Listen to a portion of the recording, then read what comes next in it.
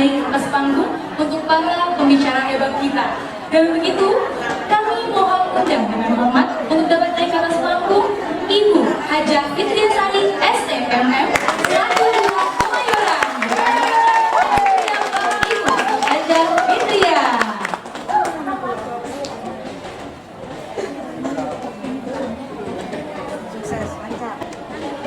Baik, saya akan memanggilkan narasumber kita yang tak kalah hebat yang kedua, yakni Ibu Hajah Suci Asiyati sebagai Ibu Hajah Suci Asiyati sebagai MAP selaku Lurah Serdang dan teman-teman kalian. Selanjutnya, kami juga akan mengundang untuk naik ke atas panggung yakni Ibu Hajah Hadijah Toba SE. Ibu Hajah Hadijah selaku tokoh masyarakat.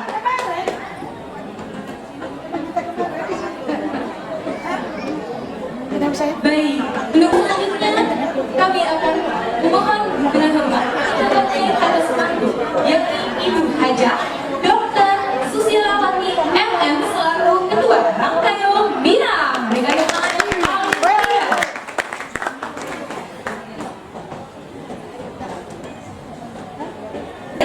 Akan kami panggilkan dengan hormat untuk naik ke atas panggung yakni Ibu Anissa Yesiana SE selaku desainer dan entrepreneur. Berikan tangan yang paling meriah.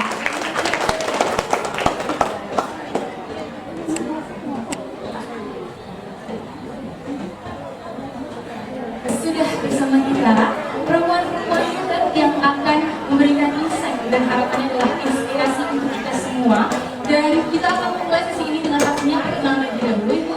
Lalu juga bagaimana para ibu hebat ini memaknai kemerdekaan, ya, khususnya sebagai kaum perempuan dalam bidangnya masing-masing. Lalu juga di akhir, sebelum kita bertanya jawab, saya akan memohon untuk memberikan tanggapan untuk kegiatan ini. Kurang lebih seperti itu, nanti akan ada sesi tanya jawab dan diakhiri dengan closing statement. Dan untuk itu, tanpa berlama-lama, sebelum kita mulai berikan tepuk tangan yang paling meriah untuk seluruh pembicara yang bagi pada pagi hari ini. Dan untuk itu, langsung saja saya mewakili panitia akan memandu jalannya diskusi hari ini. Kami mohon izin untuk dapat memperkenalkan diri lebih dalam lagi. Boleh dari Ibu Anissa dari sebelah kanan, silakan.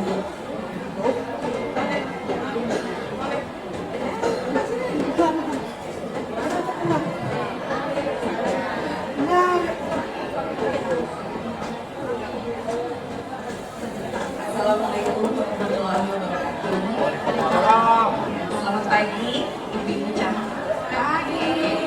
Terima kasih untuk Ibu Nadia, Ibu Susan, dan Ibu Ayu yang sudah mengundang saya di sini bersama dengan wanita-wanita hebat semua. Dan perkenalkan, nama saya Anissa Yesiana. Saya seorang istri, seorang ibu dua anak.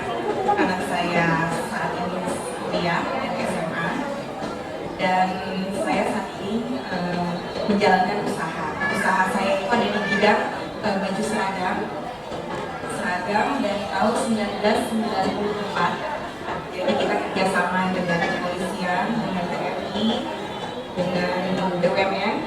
Mungkin ibu-ibu di sini nanti kalau butuh seragam bisa menghubungi saya. Dan saat ini juga saya menjalankan kerja yayasan di Al-Azhar Israel yang membawahi TK, SD, SMP, dan SMA. Kurang lebih hampir 3 tahun ini berjalan dan sudah ada 600 murid yang sedang berkembang. Mungkin flashback perjalanan hidup saya ini memang lama di luar. Jadi pada saat balik lagi ke Indonesia itu sudah kuliah pada saat itu. Dan saya kerja di BUMN 13 tahun, dan pada saat itu saya harus keluar dari saya di dalam kita membutuhkan kita dan tidak ada yang mengurus karena perbedaan kampung satu tahun. Dan di situ saya sudah terbiasa bekerja gitu ya. Kok kayaknya kok nggak enak ya kalau cuma kita di rumah aja. Lalu saya cita-cita saya dulu yang mungkin saya cuma ada saya pengen membuat suatu baju pada tahun itu, tahun 2000 yang pertama itu pada lagi booming-boomingnya yang namanya ada hijab community. Mungkin ibu mungkin masih ingat pada zamannya itu hijab tuh lagi pada model-model hijab, baju segala macam. Cuma saya pikir kalau saya membuat baju tanpa skill dan tanpa ada knowledge yang khusus, takutnya di kemudian hari ketika ada permintaan mungkin saya akan susah. Lalu saya membalikan diri waktu itu saya juga udah muda lagi, saya ikut sekolah di SMA. Itu udah anak kedua dan saya tuh hampir 40 tahun pada saat itu. Jadi agak takut juga ya ketika pas mau masuk kuliah, saya berhadapan dengan anak-anak muda mungkin kayak Syifa gini, 17-18, jadi kebayang waktu itu saya hampir 40, saya ketemu dengan mahasiswa yang masih muda-muda dan saya nggak ngerti apa-apa, tapi karena kita punya tekad dan kegigihan dan niat memang kita ingin menjalankan usaha ini, maka saya mau nggak mau harus kuliah di semua ini. Dan akhirnya saya membalikan diri membuka baju pertama kalinya dari mulut ke mulut, dari bazar ke bazar seperti ini, lalu lanjut sampai saya ikut fashion week, ikut beragam busana juga, sampai ada luar COVID Belanda, dan itu tidak hanya di nasional tapi internasional juga. Nah kebetulan pada saat itu saya bekerja sama ada kolaborasi dengan seragam. Jadi yang penting ya lakukan. Yang tadinya mungkin saya nggak suka sebetulnya, saya suka bagaimana desain baju gitu kan. Tapi mau nggak mau kita harus mencoba karena saya yakin kita bisa. Selama kita bisa, kita mampu, insya Allah pasti ada jalan. Saya rasa cukup sekian. Terima kasih. Wassalamualaikum warahmatullahi wabarakatuh. Waalaikumsalam warahmatullahi wabarakatuh. Wah, sungguh inspirasi ya bagi pengenalan lebih dalam lagi. Ternyata Ibu Nisa ini selain juga desainer juga merupakan pemilik yayasan dari Al-Azhar tadi di Jawa Tengah ya? Iya, di Sragen gitu ya. Wah, berarti tidak hanya satu bidang gitu ya Bu, tidak hanya di fashion tapi juga di pendidikan, Masya Allah. Pastinya kita akan mengulik lebih dalam lagi nanti untuk kegiatan hari ini dengan tema tadi perempuan-perempuan hebat dalam memperingati Hari Kemerdekaan. Oke, kita akan lanjut terlebih dahulu untuk Ibu Hajah Khadijah, kami silakan. Assalamualaikum warahmatullahi wabarakatuh. Merdeka! Hidup wanita Indonesia! Terima kasih. Alhamdulillah. Terima kasih Ibu sekalian. Nama saya Khadijah Toba, lahir di Riau 12 Juni 1960. Sebentar lagi saya lebih tua daripada ulang tahun Jakarta ya. Ulang tahun Jakarta itu 22 Juni, saya 12 Juni, berarti saya lebih tua. Saya bersuami, anak 3, alhamdulillah sudah berkeluarga semua. Alamat saya Jakarta Utara. Pendidikan mulai dari SD sampai SMP, SMA, dan perguruan tinggi di Jakarta. Jadi di Jakarta itu sejak usia kurang lebih 6 tahun. Jadi belum jadi orang tahun ya.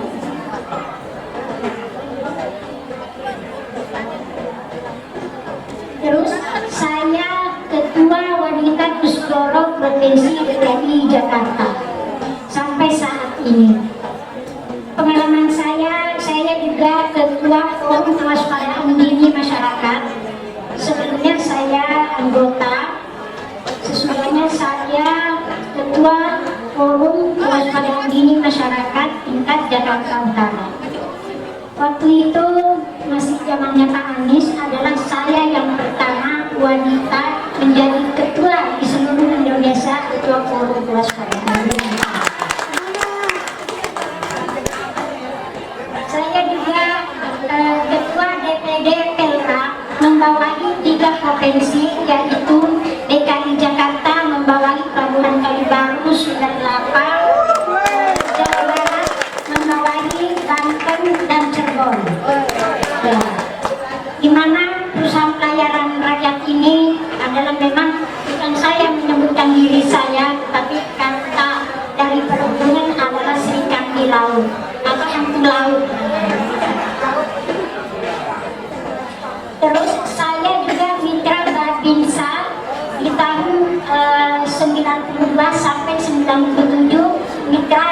Kodim 1997 terakhir, dan juga Mitra Kodam Jaya 1997.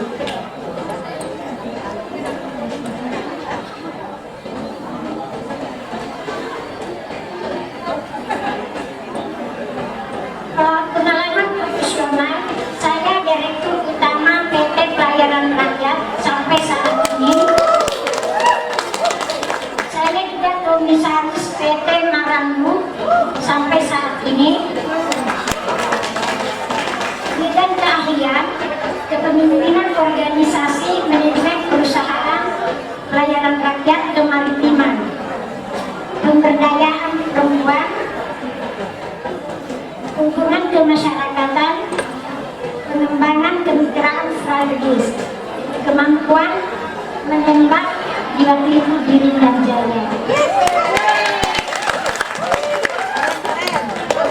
Waktu itu masih, salam buat Pak Hendro Priyono, mungkin dapat lihat nanti di sini di televisi. Salam hormat buat Pak Hendro Priyono.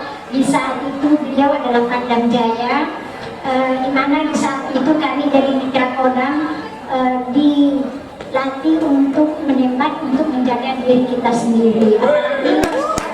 Saya bukannya sombong, yang orang yang boleh sombong, tapi di saat itu dari 1.200 peserta, saya keluar sebagai juara pertama.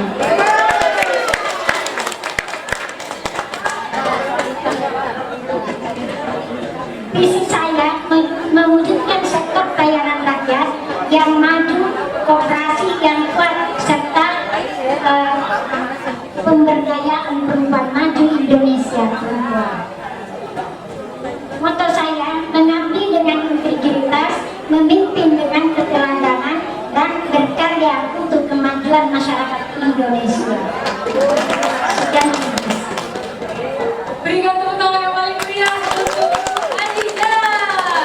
Masya Allah ya, ini betul-betul sosok inspiratif yang merupakan tokoh masyarakat dengan segudang prestasi, lalu juga dengan mengikuti dan juga pastinya menjadi pemimpin perempuan. Bahkan tadi sempat menjadi pemimpin pertama perempuan ya Bu ya di satu organisasi. Betul-betul sungguh menginspirasi. Ibaratnya kalau tahun-tahun sekarang atau zaman sekarang mungkin ini mau diayundanya zaman bahla gitu ya. Masya Allah, itu ada untuk Ibu Hadijah. Masya Allah. Baik, kita akan lanjut ke Ibu Suci. Kami silakan. Baik, bismillahirrahmanirrahim. Assalamualaikum warahmatullahi wabarakatuh. Selamat siang, salam sejahtera untuk semuanya. Dan saya izin memperkenalkan diri, nama saya Suci Astiani Seladai. Dan saat ini saya bertugas sebagai Lurah Kelurahan Serdang, Kecamatan Kemayoran. Mengawali karir, saya lulus dari Sekolah Institut Pemerintahan Dalam Negeri di tahun 2009. Kemudian mengawali karir dan sampai dengan akhirnya saat ini saya diberikan amanah sebagai Lurah di Kelurahan Serdang. Dalam memaknai ulang tahun kemerdekaan Republik Indonesia yang ke-81, tentu kami dari jajaran pemerintah khususnya di Kelurahan Serdang turut serta mendukung seluruh rangkaian dan ikut berpartisipasi aktif di dalamnya untuk meramaikan dalam rangka hari ulang tahun kemerdekaan kita yang ke-81. Hidup terus Indonesia, semoga semakin maju, semakin baik, dan untuk perempuan-perempuan Indonesia kita harus hebat. Terima kasih. Wassalamualaikum warahmatullahi wabarakatuh. Waalaikumsalam warahmatullahi wabarakatuh. Wah, sekali lagi saya sungguh sangat terinspirasi dan juga pastinya penasaran ya dengan kehidupan perempuan-perempuan hebat ini, karena tadi sudah desainer, ada tokoh masyarakat, ada juga lurah gitu ya, dan tak kalah hebat juga di samping Lurah Serdang ada Lurah Kemayoran nih.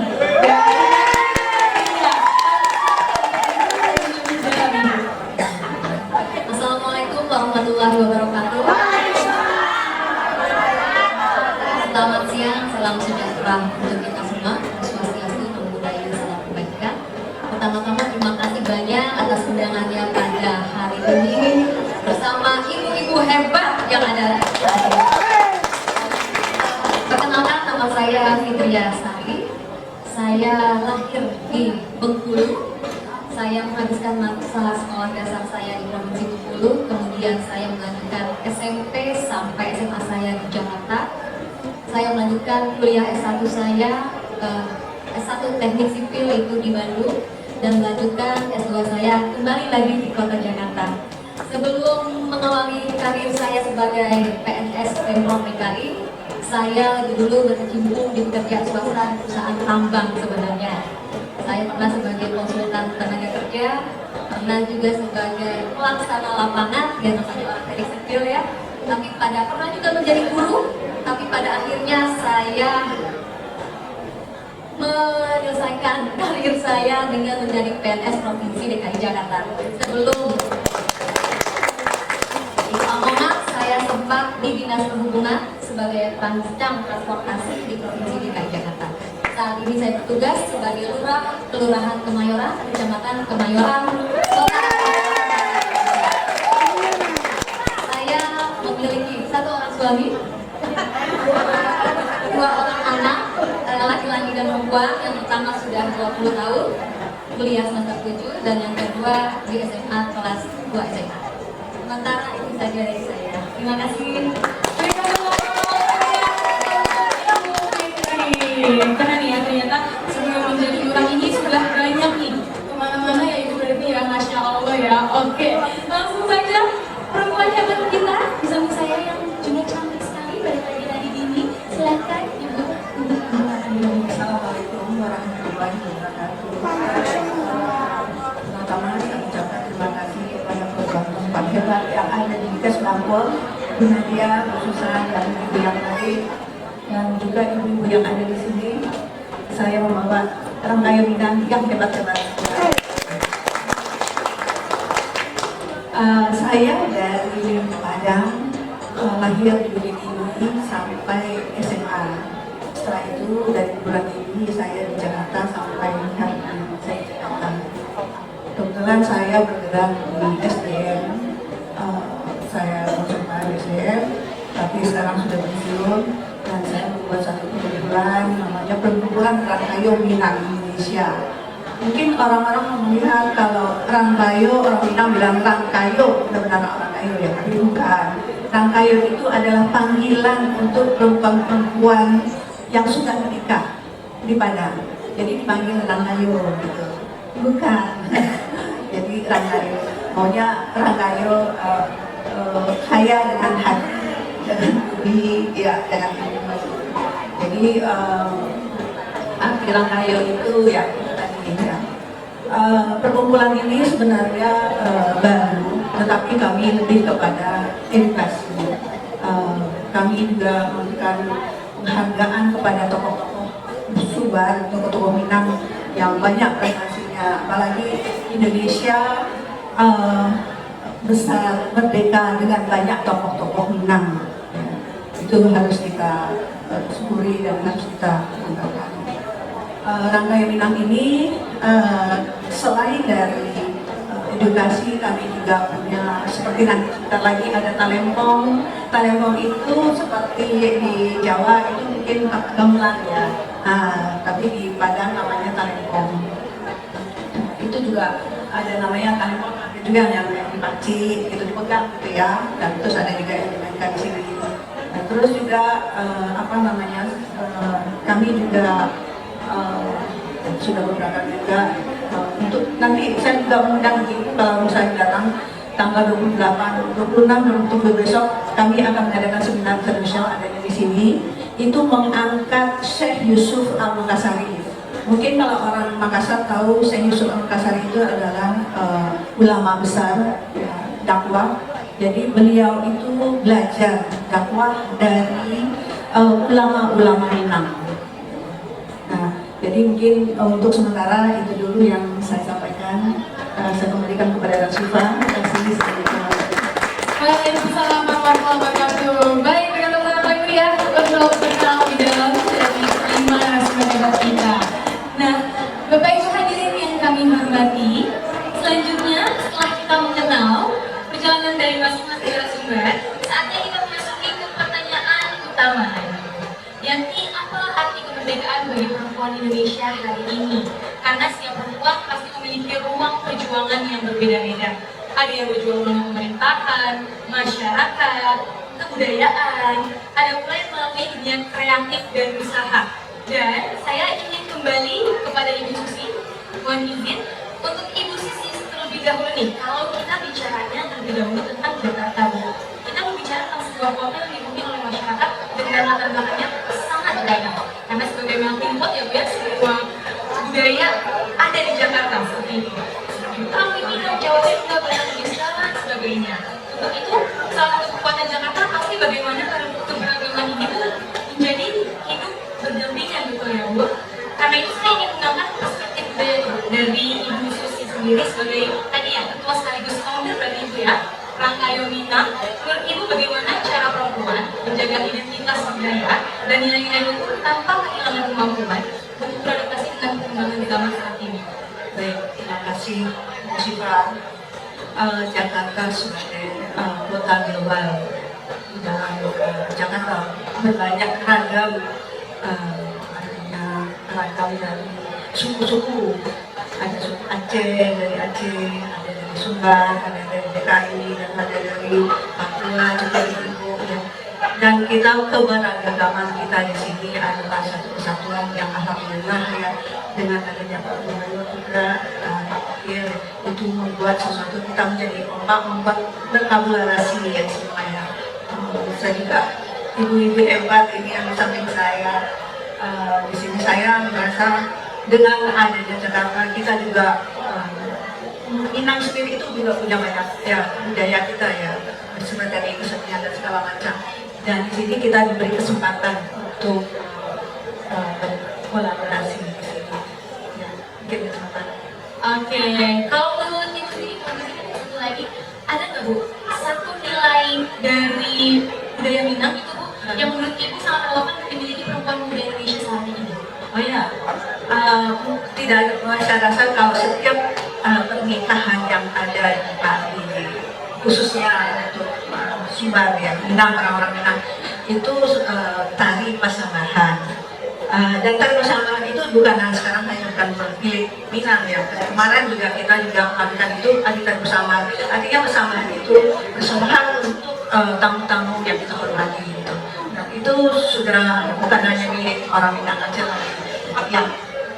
Oke, berikan tepuk tangan yang paling meriah untuk Ibu Susi atas penjelasannya. Baik, jadi kita sudah mengetahui tentang kebudayaannya dari Ibu Susi. Terima kasih atas penjelasannya Ibu. Dan kita akan beralih ke Ibu Fitria selaku lurah ya Bu ya di Kemayoran. Wah, Masya Allah. Ibu Fitria banyak ya. Masya Allah. Masya Allah. Oke, Ibu Fitria sebagai perempuan yang berada di pemerintahan dan berada masyarakat, menurut Ibu apa makna kemerdekaan bagi masyarakat di tingkat kelurahan Bu? Dan izin Ibu, menurut Ibu apakah sudah menjadi bentuk nyata apa nih Bu dari pengisian kemerdekaan yang dilakukan dari lingkungan paling dekat dengan masyarakat Indonesia? Terima kasih. Sebagai lurah tentunya banyak hal ya yang dapat kita perbuat gitu mengenainya. 81 tahun itu bukan angka kecil ya kan. Sebagai lurah gimana caranya tetap membuat warga itu bisa berbuat sesuatu, memberdayakan masyarakat untuk mendukung semua program pemerintah. Karena seiring dengan berjalannya kemerdekaan, program pemerintah itu pastinya untuk mesejahterakan masyarakatnya. Ya, tentu memperkuat di sektoral di warga masyarakat, bagaimana mereka bisa berdaya guna, dan kemudian seperti tadi disampaikan bahwa Jakarta itu kota global yang memang pada dasarnya Jakarta itu penduduknya heterogen. Berarti penduduknya itu dari mana saja. Kota global berarti nanti Jakarta akan menjadi pusat bisnis. Sudah kita tulis, tentunya menjadi pusat budaya. Semua akan ada di Jakarta. Bagaimana kita mempersiapkan warga itu untuk tetap punya identitas. Mereka bisa mengimbangi ketika Jakarta sudah menjadi kota global. Tidak gagal akan hal itu. Itu yang harus kita lakukan. Ya. Oke, jadi tadi bagaimana perempuan ini berdaya guna ya Bu ya, dan juga pastinya dalam menyongsong 5 Agustus Jakarta kita juga pastinya harus meningkatkan kualitas dan kapasitas diri kita ya Bu dengan berbagai kegiatan yang dari paling kecil gitu ya di kelurahan. Oke, kita lanjut ke lurah yang tidak cantik pastinya ya dari pada hari ini gitu ya. sebagai kelas sedang, tentu Ibu pasti melihat langsung berbagai karakter masyarakat dan kebutuhan warga. Nah, menurut Ibu bagaimana perempuan dapat menjadi bagian dari pembangunan masyarakat, bukan hanya sebagai penerima kebijakan, tapi juga sebagai penggerak perubahan itu sendiri? Baik, sebelumnya menjadi seorang pemimpin perempuan, ya, itu mungkin sebuah tantangan, ya, yang mana kita tahu bahwasanya biasanya kan laki-laki, ya. Nah, ini datanglah seorang perempuan yang harus menjadi pemimpin di suatu wilayah. Tentu yang namanya tantangan, kita harus bisa, tidak harus setara dengan laki-laki, namun kita harus bisa mengimbangi mungkin ya bahasanya. Karena tentu yang namanya menjadi seorang lurah perempuan di suatu wilayah, itu dia harus berhadapan gak hanya kepada ibu-ibunya, ya, tidak hanya kepada ibu-ibunya, tetapi kami juga harus berhadapan dengan para pengurus wilayah yang mana rata-rata laki-laki, ya, baik itu tadi ada FKDM dan LMK, kemudian MW dan RT, yang mana kebanyakan adalah bergenre seorang laki-laki. Nah, tantangan tersendiri adalah bagaimana kami perempuan-perempuan ini bisa masuk ke dalam dunianya bapak-bapak ini. Harus bisa mengimbangi ngobrol-ngobrolnya mereka seperti apa. Itu karena pendekatan-pendekatan itulah yang harus dibangun agar supaya wilayah itu bisa tetap aman, nyaman, kemudian bisa terus berkolaborasi tentunya antara warga masyarakat dengan pemerintah. Karena ketika tidak ada kolaborasi, kerjasama, dan juga komunikasi yang baik, semua program dari pemerintah, baik dari pemerintah pusat maupun dari pemerintah Provinsi DKI Jakarta tidak akan bisa berjalan secara maksimal. Jadi yang harus dibangun adalah yang pertama komunikasinya. Komunikasi antara kelurahan, pemerintah dengan warga masyarakatnya. Dan pendekatan-pendekatan, khususnya saya mungkin di Kelurahan Serdang, saya melakukan pendekatan dengan warga masyarakat melalui kekeluargaan, kemudian dengan hadir pada saat acara-acara yang memang dibuat atau disuguhkan dilaksanakan oleh warga masyarakat. Jadi pendekatan-pendekatan seperti itu yang saya jalankan sebagai seorang pimpinan di suatu wilayah, agar supaya wilayah tersebut bisa terus aman, nyaman, dan juga bisa memaksimalkan semua program dari pemerintah Provinsi DKI Jakarta maupun dari pemerintah pusat. Seperti itu. Wow, sangat setuju ya, bahwasanya memang tantangan perempuan sebagai pemimpin ini pastinya bagaimana kita berkolaborasi ya Bu ya. Dan pastinya juga salah satu cara kita untuk pendekatan sebagai kekeluargaan gitu ya, dengan kekeluargaan, lalu juga paling tidak kita hadir ya Bu ya, eksistensi kita itu sangat menjadi modal utama untuk kita menjadi seorang pemimpin. Betul sekali. Baik, terima kasih Ibu, tepuk tangan dong sekali lagi. Dan selanjutnya kita juga akan mendengar terlebih dahulu nih dari Ibu Hadijah. Ibu mohon izin sebagai tokoh masyarakat, apa perubahan terbesar yang Ibu lihat pada perempuan Indonesia dari masa ke masa? Dan menurut Ibu, apakah perempuan saat ini sudah benar-benar memiliki ruang yang cukup untuk menyampaikan aspirasi dan mengambil keputusan dalam masyarakat? Terima kasih. Kalau saya lihat dari masyarakat sekarang, perubahannya kalau dulu tinggal di rumah, kalau sekarang sudah banyak yang memimpin perusahaan dan sudah banyak yang bisa membuat keputusan dengan penuh bijak.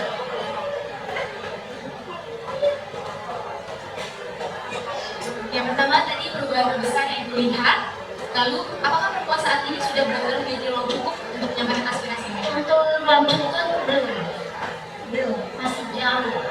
Di DPR aja sudah tadiwan masih jauh ya, terlebih di masyarakat.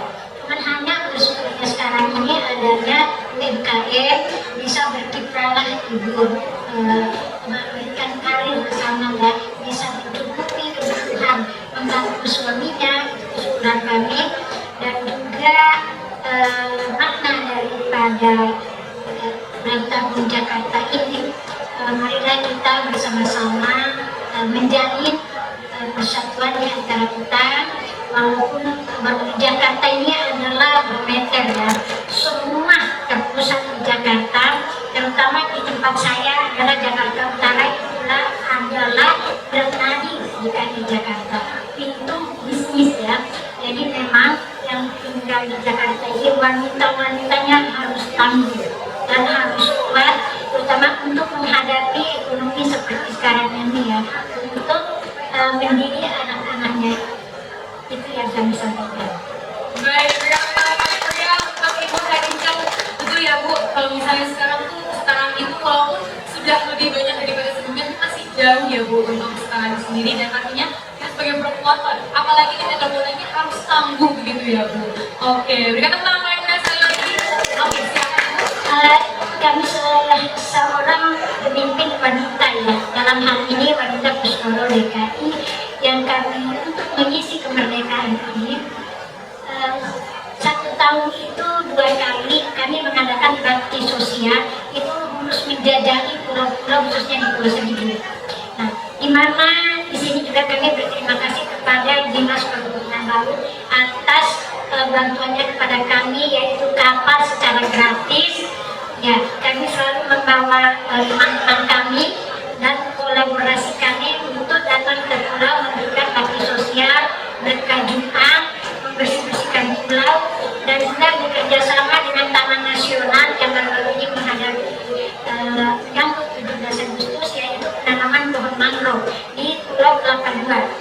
Di samping itu juga kami untuk kolaborasinya pasang hewan liar di laut. Nah, itu semua perempuan. Kami juga namun yang bawa perempuan itu yang sehebat itu ya. Perempuan juga lemah ya. Perempuan tidak ada waktunya menangis, tapi juga kelihatan di balik senyuman itu. Dan banyak cerita-cerita tapi tidak diceritakan kepada orang lain. Itulah perempuan yang harus kita jaga. Sudah, berikan tepuk tangan sekali lagi yang paling meriah untuk Ibu Khadijah. Dan sekarang, terima kasih untuk Ibu Khadijah. Kita akan masuk nih ke ruang yang lebih dekat dengan kehidupan perempuan masa kini. Perempuan hari ini tidak hanya menjadi bagian dari keluarga dan masyarakat. Banyak perempuan juga menjadi pemimpin profesional, entrepreneur, maupun juga family planner. Nah, untuk itu Ibu Anissa sebagai seorang desainer dan entrepreneur juga ya bagi Ibu ya. Oke, menurut Ibu seberapa penting perempuan memiliki keberanian untuk mengatakan karya dan membangun kemandirian ekonominya sendiri? Terima kasih Bu Syifa. Jadi secara personal ya bisa sampaikan bahwa memang terutama kita kalau yang sudah nikah sebagai seorang istri itu pasti kan harus ada izin suami, itu penting ya. Dan kita sebagai wanita itu harus mandiri, harus punya jalan yang ingin kita seperti apa tanpa ada halangan yang mengganggu kita. Jadi kalau melihat dari kegiatan saya sebagai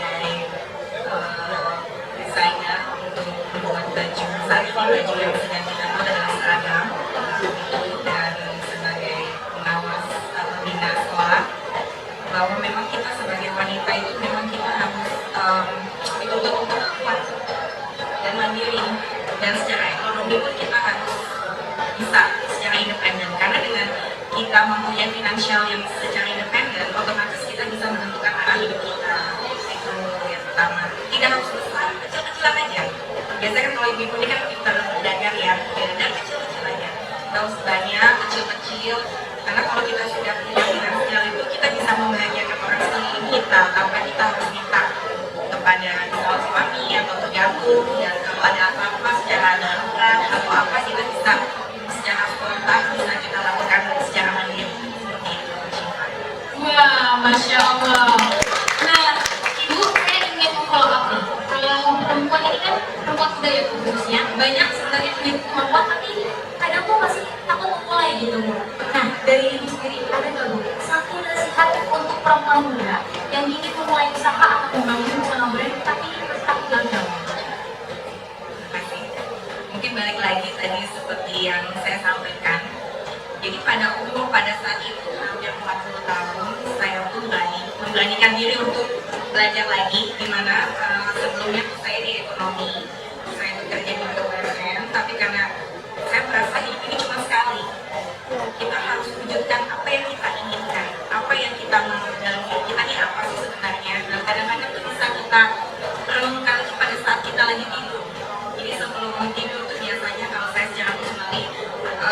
melihat apa sih yang sudah saya lakukan hari ini. Apakah ada orang yang saya sakiti? Apakah saya sudah melakukan sesuatu yang baik untuk anak-anak saya, untuk suami, seperti itu. Dan karena memang cita-cita dan keinginan saya ingin membuat baju ya, keinginan saya itu kuat. Jadi yang pertama itu memang harus ada ketekatan, harus ada keberanian.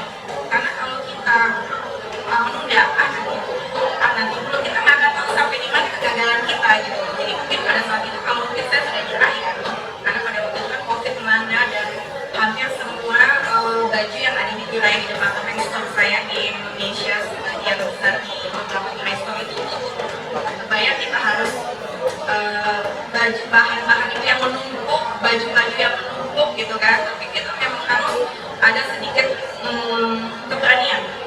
Karena kalau kita nggak berani, kita nggak akan bisa kapan kita bisa memulai.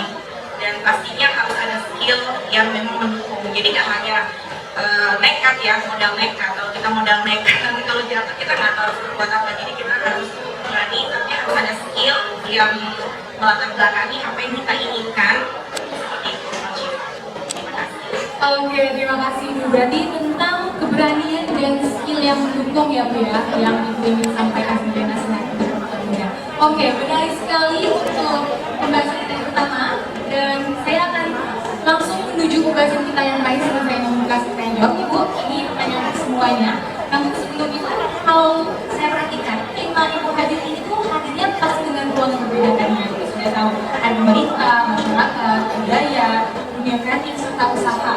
Tapi perubahan itu tidak mungkin dilakukan oleh satu pihak saja, gitu ya Bu ya. Untuk itu, menurut ibu semua di sini, seperti apa kolaborasi ideal antara pemerintah, tokoh masyarakat, komunitas, pelaku budaya, dan perempuan pelaku usaha untuk membangun masyarakat Jakarta yang semakin maju? Dan kalau untuk tanggapan untuk hari ini gitu ya, kira-kira ini seperti apa sih kalau saya boleh tahu? Boleh silakan dari siapa saja ini. Boleh silakan dari Ibu Suci. Tanggapan untuk hari ini dan menurut Ibu ya, apakah ada kegiatan rekomendasi untuk kedepannya untuk kolaborasi dengan pemerintah maupun masyarakat? Baik, untuk kegiatan hari ini kami tentu menyambut baik ya, karena kegiatan hari ini adalah salah satu upaya dan juga salah satu bentuk kolaborasi yang luar biasa antara jajaran pemerintahnya ada, jajaran tokoh-tokoh masyarakatnya ada, kemudian dari jajaran UMKM-nya ada, kemudian dari jajaran budayanya juga hadir. Ini adalah salah satu bentuk acara yang mana bisa menyatukan semua di bidangnya masing-masing, kemudian dituangkan dan difasilitasi menjadi salah satu bentuk kegiatan yang luar biasa seperti ini. Dan ke depan harapannya ya semoga kegiatan-kegiatan seperti ini bisa banyak lahir ya di kegiatan-kegiatan masyarakat, tidak hanya di tingkat provinsi seperti ini, tapi juga mungkin bisa sampai dengan tingkat kelurahan gitu. Karena banyak warga kita di pemerintah provinsi DKI Jakarta itu yang memiliki banyak usaha, memiliki banyak kemampuan, memiliki banyak keahlian, tetapi belum punya ruang dan juga kesempatan untuk bisa dipromosikan atau memberi diberitahukan atau mempromosikan kepada halayak ramai gitu. Jadi boleh ke depan kita bikin lagi acara-acara seperti ini agar supaya warga masyarakat khususnya di pemerintah provinsi DKI Jakarta bisa mendapatkan ruang dan kesempatan yang sama untuk bisa bersaing dengan swasta-swasta lainnya. Setuju ya ibu-ibu? Kita buat acara ini di kelurahan. Baik, terima kasih. Baik, terima kasih Ibu Suci. Selanjutnya boleh dari Ibu Fitriasa. Menambahkan tadi disampaikan gimana komunikasinya untuk di wilayah ya. Tentunya komunikasi itu dimanapun kita harapkan adalah komunikasi yang efektif dan efisien. Sebagai lurah, kami harus bisa memetakan wilayah kami secara demografisnya dan geografisnya.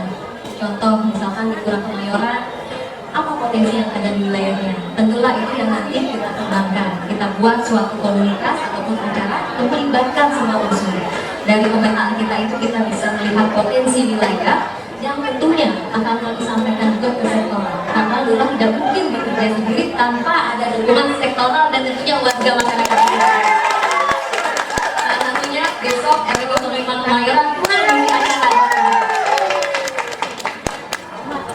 Baik, terima kasih untuk Ibu Fitria. Selanjutnya mulai dari Ibu Susi. Silakan tanggapannya, Bu. Saya mungkin dengan ada lurah jadi mungkin sudah dia untuk saya hanya untuk mendapati tentang merdeka buat perempuan, merdeka buat perempuan yang kita perempuan yang harus merdeka dengan diri kita sendiri, merdeka berpikir artinya kita memberi gagasan, merdeka untuk belajar, kita berhak untuk mendapatkan ilmu pengetahuan, merdeka dalam mengabdi, berkarya, dan memimpin. Jadi kita selain memimpin rumah tangga, mesra suami, ya, tapi kita sebagai pendamping wajib juga untuk memimpin anak-anak bagaimana anak bisa menjadi sukses. Masya Allah. Beri tepuk tangan dong untuk Ibu Susi. Khadijah. Terima kasih. Teman-teman, saya juga mengucapkan terima kasih yang setinggi-tingginya karena adanya silaturahmi ini kami bisa kenal dengan Bu Lurah, bisa kenal semuanya yang ada di sini. Terima kasih kepada Ibu Nadia dan Ibu Susan dan seluruh panitia yang ada di sini. Semoga kedepannya berkelanjutan dan berkesinambungan.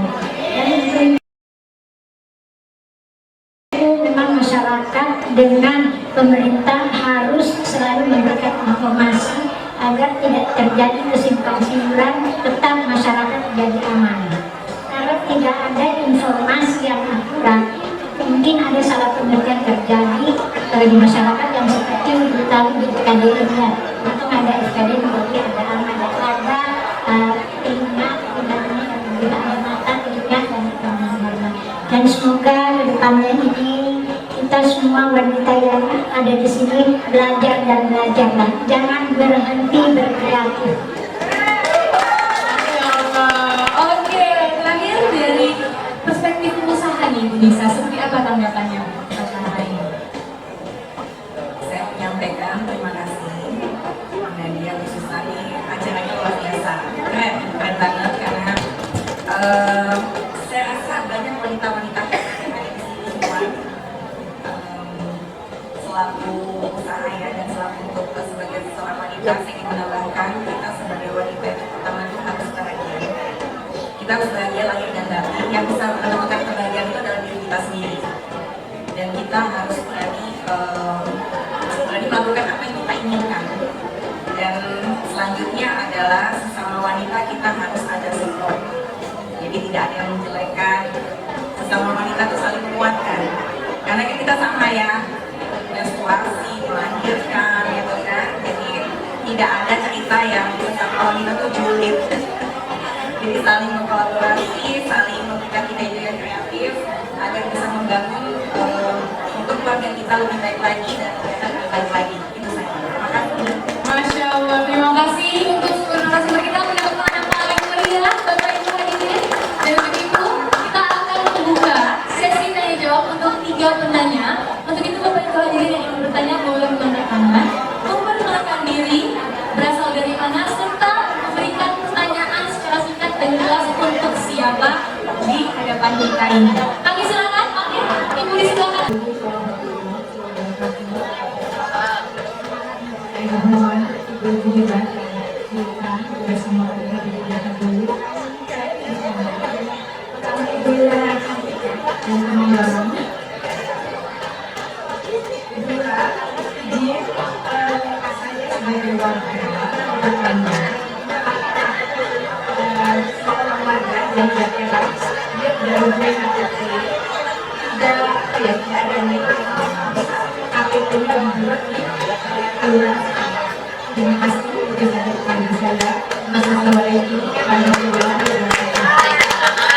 Yang tidak memiliki KTP DKI untuk tinggal di DKI dengan memiliki identitas DKI bisa.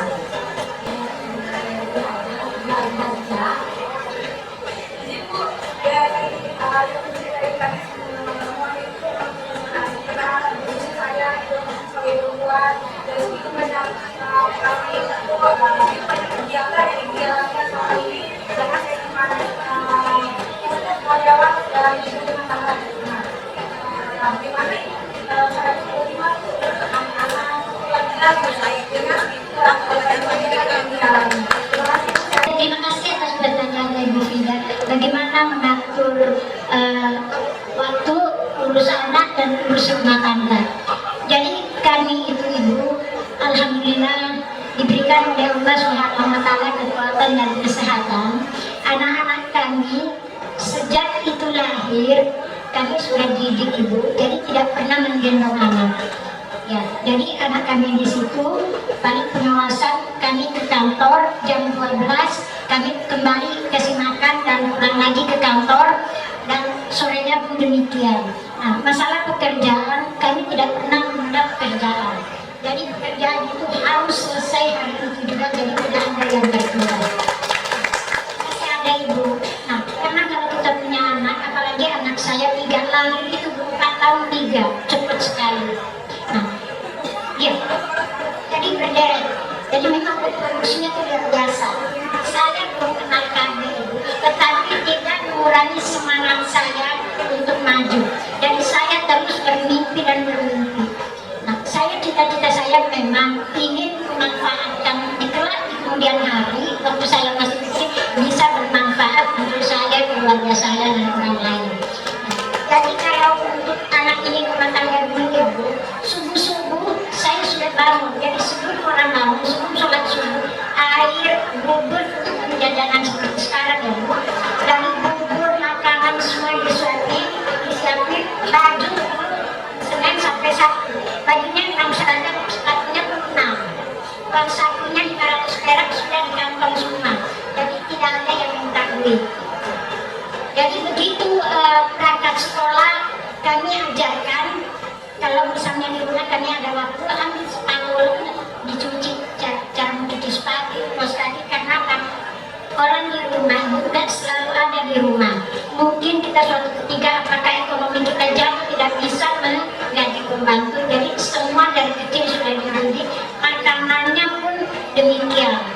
Dan anak kami tidak ada yang bermain, jadi gurunya yang datang ke rumah untuk memberikan les. Ya, kami pulang dari kantor, baru gurunya pulang juga. Ya. Silakan Bu kalau masih ada. Saya Luka, saya ibu rumah tangga. Kalau sekalian berbilang, mau tanya ke Ibu Lurah atau Ibu yang desainer. Saya mau tanya Bu, kalau kita kan bisnis, itu rumah tangga. Sedangkan saya itu bisnisnya keluar kota atau keluar negeri ya.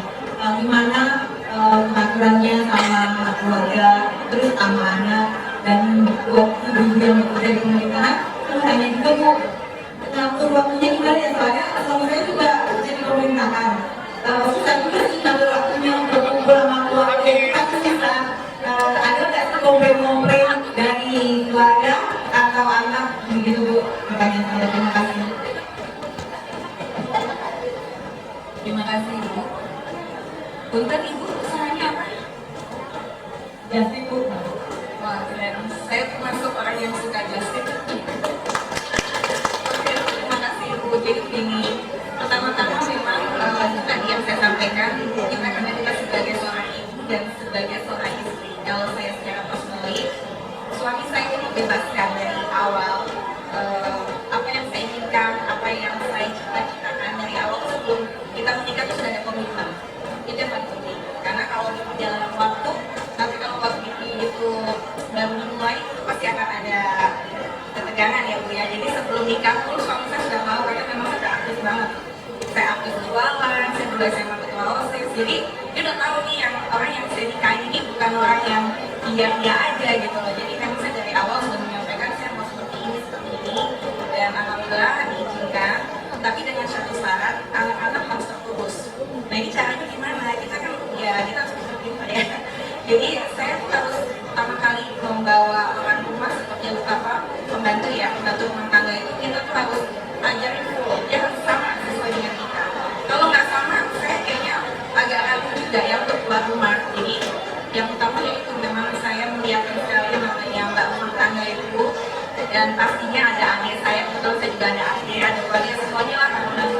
Caranya kita bisa membawa keluarga saya, jadi nggak ada yang misalnya anak ini, jadi sejalan dengan family. Jadi suami pasti insya Allah menyetujui. Gitu.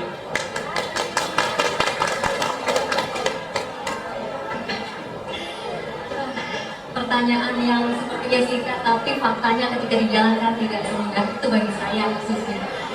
Tadi seperti disampaikan juga memang kalau saya dan suami dari awal kita kenal, suami sudah tahu bahwa saya bekerja, pasti bekerja dan insya Allah akan bekerja terus ya. Tapi ketika rumah tangga memang satu yang kita harus niatnya dulu yang benar menurut saya.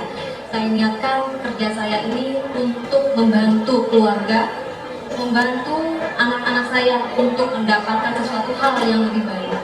Ibadahnya saya di situ. Dan ketika terjun pemerintahan, tentunya ibadahnya nambah, memberikan terbaik yang bisa kita lakukan untuk keluarga masyarakat. Kemudian juga support system. Sangat penting memiliki support system. Baik itu orang tua, suami, keluarga. Saya alhamdulillah kebetulan memiliki itu di saya. Ya. Tapi juga kita harus mengerti support system yang baik tentunya harus didukung juga dengan komunikasi yang baik. Memiliki support system yang sudah bagus, tapi kalau kita hanya menganggap itu support system saya udah bagus, ya sayanya ya udahlah, nanti juga akan beres, itu tidak akan mungkin terjadi. Hasilnya tidak akan maksimal, ya. Jadi memang harus tetap ada komunikasi. Ke anak-anak juga, anak-anak itu kan kita belajar yang tidak pernah habisnya.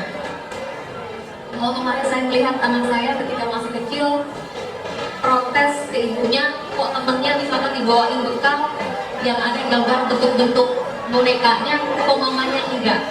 Padahal ini sekedar cerita. Ketika saya tanya, memang apa sih bekalnya? Boleh nggak difotoin, mama pengen lihat?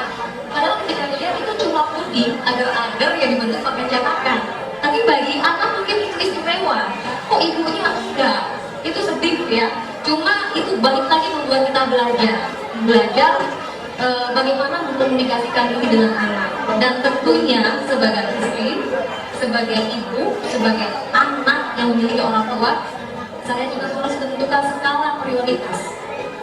Misalkan besok itu kita sudah harus tahu apa saja kegiatannya. Jadi sudah harus bisa mengkondisikan ke anak juga. Misalkan ke suami saya bilang, besok Rabu antar dulu, tolong anaknya kamu yang antar, seperti itu. Kemudian juga hari ini mama pagi ada kegiatan di balai kota, jadi adik nanti perginya naik ojek ya. Itu sudah harus kami bicarakan dari malam. Insya Allah kalau kita komunikasikan dengan baik, anak-anak akan mengerti dan kita juga bekerjanya lebih tenang lagi. Apa yang kita perbuat juga mudah-mudahan tidak setengah-setengah. Masya Allah, mudah-mudahan gembira untuk seluruh narasumber kita pada hari ini. Dan dengan itu kami menutup pertanyaan jawab. Terima kasih atas partisipasinya yang begitu aktif dari para hadirin yang berbahagia. Dan untuk menutup sesi kali ini, kami akan membawakan closing statement. Boleh dalam 1-3 kalimat singkat saja. Kami silakan untuk Ibu Susi terlebih dahulu. Silakan dengan closing statement. Prinsip saya adalah marilah kita berbuat baik, apapun itu kebaikan yang menilai Allah bukan manusia. Masya Allah. Selanjutnya pada Ibu Fitir, kami silakan untuk closing statement. Sebagai perempuan, menjadi perempuan bukan suatu hal yang mudah. Tapi kita bisa terus berusaha, terus belajar dan berbuat semampu kita untuk bangsa Indonesia. Sedap. Kami silakan selanjutnya kepada Ibu Suci. Maju terus perempuan hebat Indonesia dan bahagiakanlah dirimu sendiri sebelum bisa membahagiakan orang lain.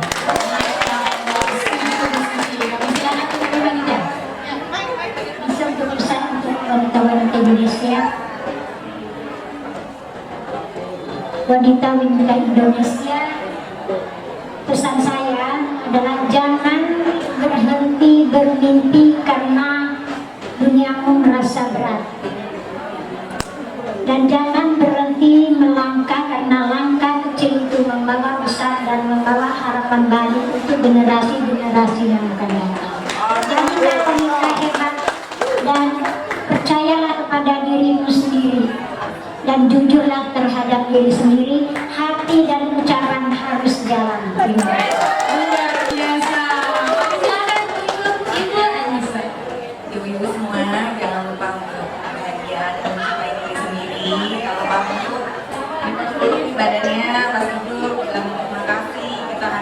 berbuat baik dan selalu mengatakan kalau kita adalah hebat.